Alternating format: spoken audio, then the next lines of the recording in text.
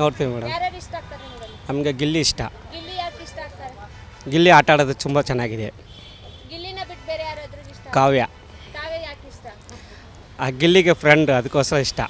ಅಂದ್ರೆ ನೀವು ಇವಾಗ ಕಾವ್ಯ ಇದ್ರೆ ಗಿಲ್ಲಿ, ಇಲ್ಲಾಂದ್ರೆ ಗಿಲ್ಲಿ ಇಲ್ಲ ಅಂದ್ರೆ ಕಾವ್ಯ. ಅದೇ ನಿಜ. ಅದೇ ನಿಜ.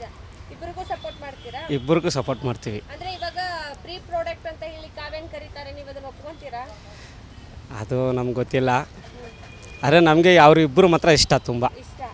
ಸೊ ಇವಾಗ ಬಿಗ್ ಬಾಸ್ ವಿನ್ ಆದ್ರೆ ಯಾರಾಗ್ಬೇಕು ನಿಮ್ಗೆ? ಗಿಲ್ಲಿ. ಗಿಲ್ಲಿ ಜೊತೆಗೆ ಇನ್ನೊಬ್ರು ರನ್ನರ್ ಅಪ್ ಯಾರಾಗಬೇಕು? ಕಾವ್ಯ. ವೋಟ್ ಮಾಡಿದ್ರ ಗಿಲ್ಲಿ ಅವರಿಗೆ? ಇನ್ನೂ ಮಾಡಿಲ್ಲ ಮೇಡಮ್, ನಮ್ಮ ಹುಡುಗ ಮಾಡ್ತಾನೆ ಒಟ್ಟು. ಇವಾಗ ಬಿಗ್ ಬಾಸ್ ಮನೆ ಒಳಗಡೆ 7 ಜನ ಇದ್ದಾರೆ. 7 ಜನದಲ್ಲಿ ಇಬ್ರು ಹೊರಗಡೆ ಬರಬೇಕು. ಸೊ ನಿಮಗೆ ಯಾರ್ಯಾರು ಬರಬೇಕು ಅಂತ? ನಮಗೆ ಬಂದ್ಬಿಟ್ಟು ರಕ್ಷಿತಾ ಬರಬೇಕು, ಆಮೇಲೆ ಅಶ್ವಿನಿ ಬರಬೇಕು.